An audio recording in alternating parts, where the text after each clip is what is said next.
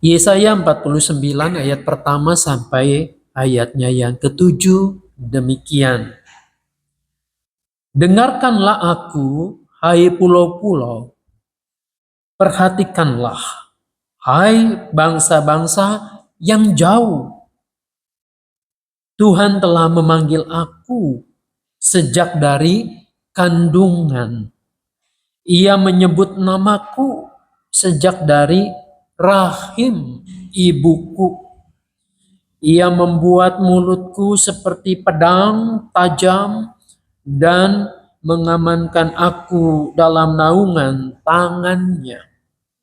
Ia menjadikan aku anak panah yang runcing dan menyembunyikan aku dalam tabung panahnya. Ia berfirman kepadaku, engkaulah hambaku, hai Israel. Dan melaluimu aku akan menyatakan keagunganku.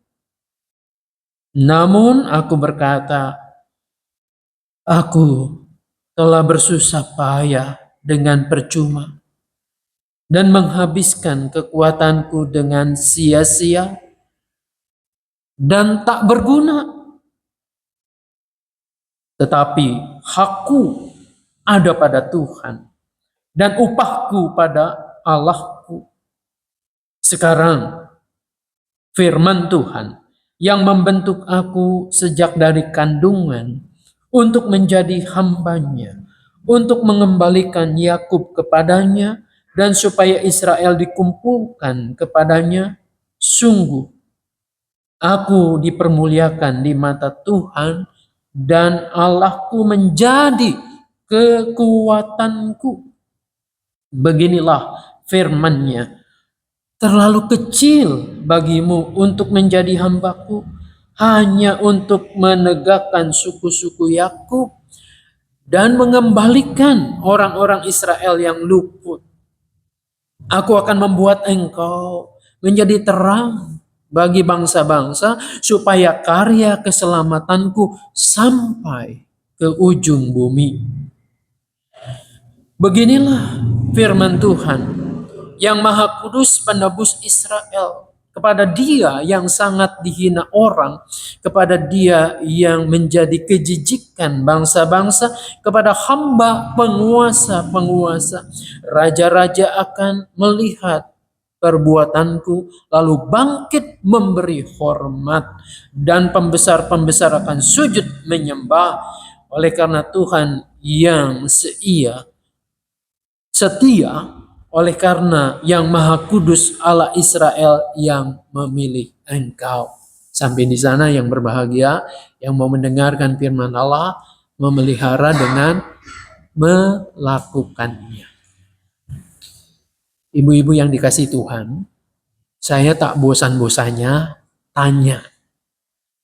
Karena kejadiannya mestinya setiap saat kita bisa mengalami.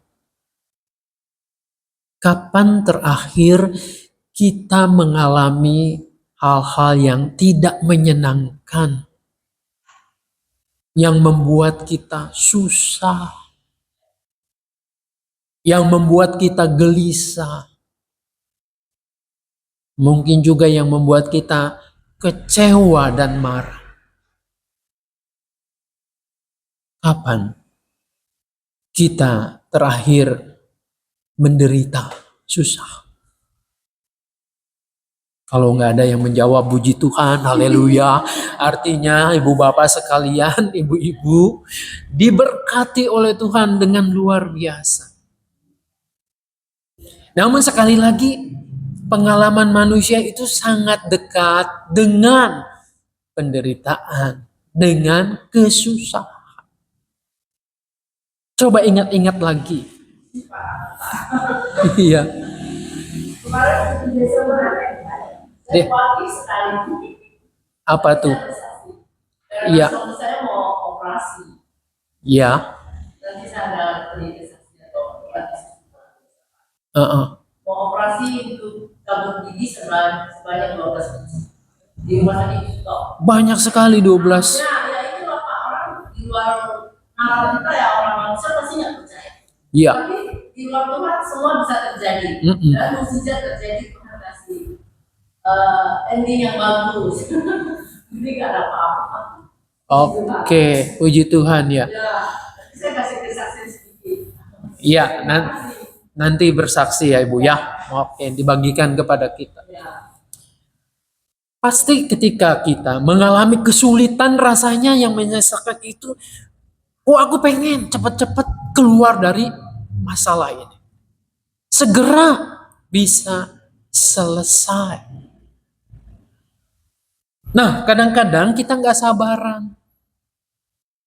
Menunggu, menanti. Lalu kita punya ide sendiri. Kita punya cara yang kita dengar dari sana sini. Maka yang terjadi adalah bukan pertolongan, bukan kelegaan, tapi malah semakin dalam kita mengalami kesulitan. Nah, bangsa Israel, sebagaimana dicatat oleh sejarah, pernah mengalami masa-masa yang susah. Mereka dibuang ke Babel, dikuasai negaranya oleh Babilonia itu. Nah, sebagai negara yang dijajah, pasti mereka mengalami serba terbatas, bahkan yaitu tadi penderitaan yang berat. Nah, di tengah-tengah situasi seperti ini, bangsa Israel itu sebenarnya merenungkan, kenapa sih harus menderita? Apa Tuhan tidak sayang lagi? Tuhan mau mencampakkan mereka? Tentu saja kalau dalam pengamat militer akan melihat, ya pada masa itu kekuatan tentara Israel lagi menurun. Politiknya lagi kacau balau. Maka ada negara yang kuat, Babel, bisa menginvasi, bisa nyerang, bisa mencaplok tuh wilayah. Itu dalam versi pandangan manusia mengenai politik dan militernya. Tapi bagi umat percaya pada saat itu memikirkan bukan semata-mata itu sih. Tapi ini karena Tuhan mau menegur mereka. Tuhan mengingatkan, bahkan menghukum karena kesalahan yang mereka lakukan.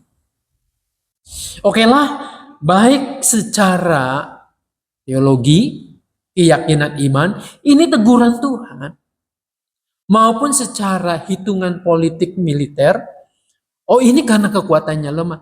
Tapi kan ujung-ujungnya sama. Semua mereka mengalami penderitaan, kesulitan. Dan semua orang yang mengalami kesulitan pasti punya harapan bahwa kesulitannya itu akan segera berakhir.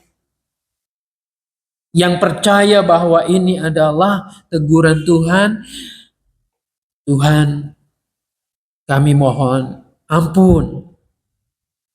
Kami akan hidup setia kepadamu.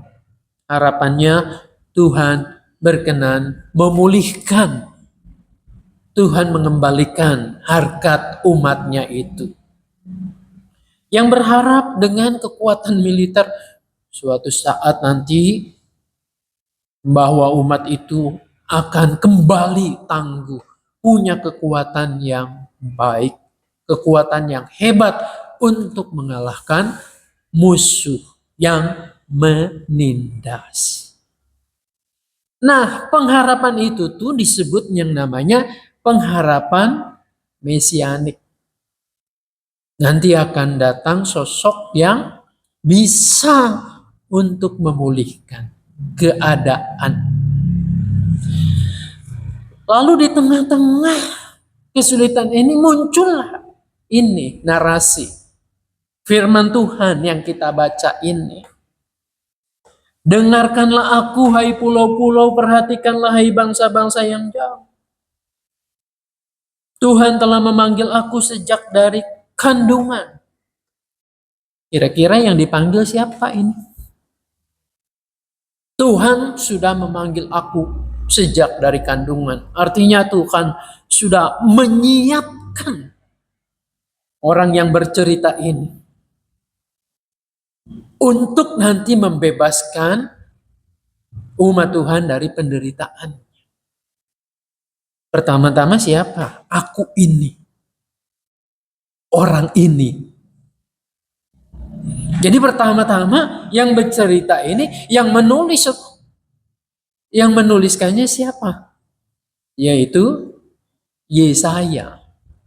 Pada zamannya dipanggil. Yesaya dipersiapkan dari dalam rahim ibunya itu untuk memberitakan berita sukacita tentang pembebasan itu. Namun kita jangan stop di sini. Kita dituntun terus nih oleh firman Tuhan ini. Ia menyebut namaku sejak dari rahim ibuku. Ia membuat mulutku seperti pedang tajam dan mengamankan aku dalam naungan tangannya. Jadi menanamkan itu, firman Tuhan itu. Sehingga ia bisa bicara, menyampaikan firman itu. Firman itu seperti pedang, dikatakan tajam sekali. Ia menjadikan aku anak panah yang runcing dan menyembunyikan aku dalam tabung panahnya. Jadi kalau dulu umat Israel pada zaman itu, mereka akan memandang bahwa seorang tentara itu akan menyiapkan anak panah, disimpan di belakang sini, di tabungnya. Nah, kemenangan itu akan ditentukan seberapa banyak anak panah yang dibawa.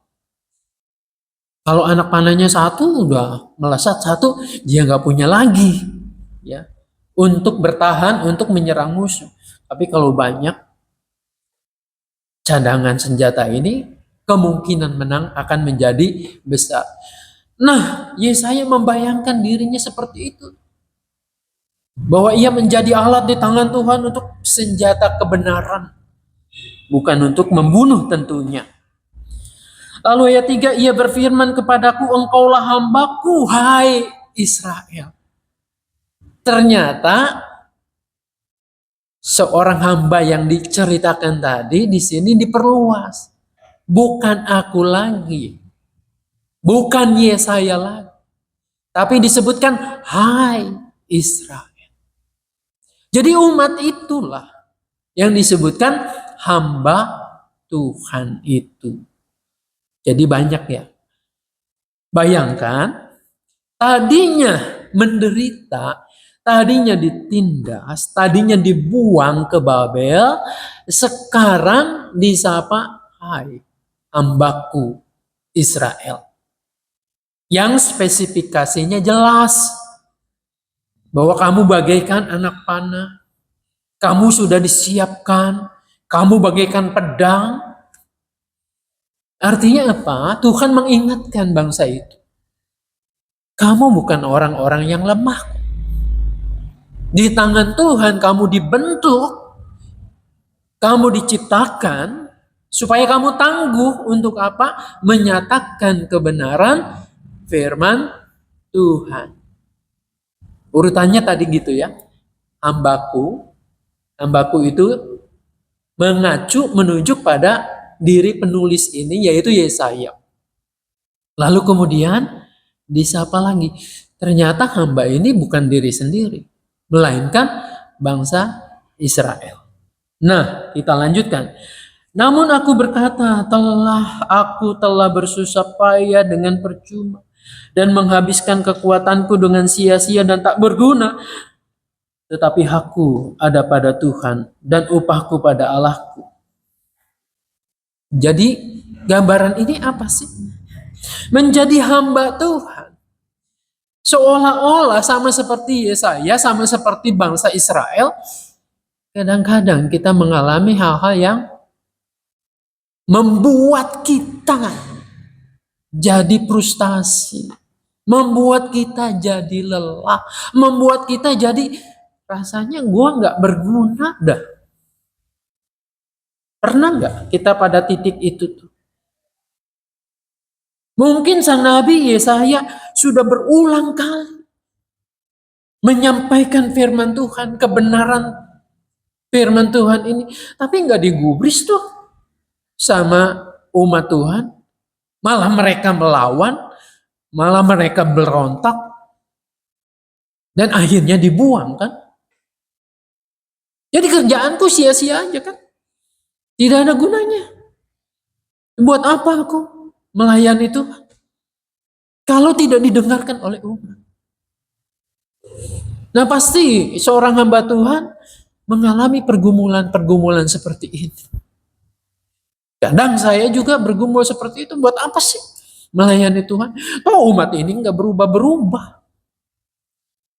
Yang tukang ngegibah yang ngegibah, yang tukang mutung ya mutung terus. Jadi apa yang berubah? Lelah, gak berguna. Mungkin kita juga sama di hidup kita, di keluarga kita. Gua mau melakukan firman Tuhan. Apa yang diajarkan di gereja mau dipraktikkan di rumah. Aku mau jadi orang yang sabar, aku mau jadi orang yang perhatian. Tapi nyatanya apa? Nyatanya kok nggak berubah. Dablek ya dablek aja. Suruh naruh piring di tempat cucian, tetap aja di situ. Suruh naruh anduk kotor, jangan di kasur, tetap aja berulang-ulang. Berbusa-busa ngomong, tetap aja begitu, nggak guna. Pernah nggak mengalami situasi begitu? Bahwa saya ini merasa lelah, merasa capek, nggak berguna. Nah, ketika kita mengalami situasi yang seperti ini, Nabi mengatakan apa? Namun hakku dijamin oleh Tuhan. Upahku ada pada Allahku. Jadi apa yang kita lakukan itu dicatat betul oleh Tuhan. Jangan khawatir tentang upah. Jangan khawatir tentang imbalan. Hari ini mungkin kita menangis, meneteskan air mata, sama seperti perumpamaan ataupun yang diceritakan Mazmur. Siapa yang menabur dengan mencucurkan air mata, dia akan pulang dengan membawa hasil panen yang melimpah. Hari ini mungkin seorang ibu setiap pagi bangun, mendampingi anaknya, mencucurkan air mata, menyuruh anaknya sarapan, membekalinya, menasihatinya. Nampaknya bisa jadi, kok anak gua lama banget tumbuhnya. Percayalah bahwa seperti yang dikatakan oleh Nabi Yesaya, upahmu ada pada Allah. Tapi lebih jauh kalau kita baca dalam perjanjian baru. Sebelum kita menuntut upah, Tuhan sudah memberikannya. Lunas dibayar. Bahwa Ia menebus kita. Bahwa Ia memberkati kita. Kita terlebih dahulu dicintainya. Nah ini yang dialami oleh sang Nabi Yesaya ini. Lalu dikatakan ayat 5, sekarang firman Tuhan yang membentuk aku sejak dari kandungan untuk menjadi hambanya, mengembalikan Yakub kepadanya, dan supaya Israel dikumpulkan. Tujuannya itu. Tujuannya supaya Israel itu kumpul kembali, umat Allah bisa mengalami kesejahteraan lagi. Ujungnya apa? Supaya Tuhan dipermuliakan. Dan akhirnya juga dia akan dipermuliakan oleh Tuhan. Jadi ibu-ibu yang dikasihi Tuhan, kita jangan menjadikan kemuliaan hidup kita, hidup yang diberkati, hidup yang sukses itu sebagai tujuan. Jangan dulu itu. Jadilah hamba yang baik dan setia, maka itu akan dengan sendirinya terjadi. Beda nih ya. Kalau orang sudah pasang dulu target, aku mau jadi hamba Tuhan. Aku mau melayani dengan sepenuh hati. Targetku apa? Hidup yang sukses, hidup tanpa masalah, hidup berkelimpahan. Itu targetku. Saudara-saudara, bukan itu yang diajarkan oleh Tuhan. Jadilah hamba yang setia. Yang mungkin kita mencucurkan air mata. Yang mungkin kita merasa, oh sia-sia. Tapi kalau itu dalam kesetiaan, engkau akan dipermuliakan. Jalani itu terus. Maka yang terjadi adalah hidupmu perlahan-lahan akan dimuliakan. Ini bukan tujuan, tapi ini buahnya. Kalau orang menjadikannya tujuan, siap-siap jadi kecewa. Siap-siap jadi marah gitu ya. Lalu apakah cukup itu hanya untuk sendiri? Nah, disinilah tema kita, dipanggil untuk menjadi terang. Ayat 6 itu, beginilah firman Tuhan, terlalu kecil bagimu untuk menjadi hambaku.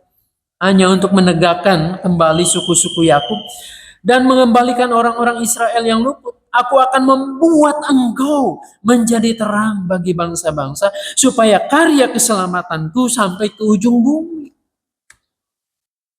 Jadi dalam konteks Yesaya sebagai hamba dan dalam konteks Israel juga sebagai hamba terlalu kecil.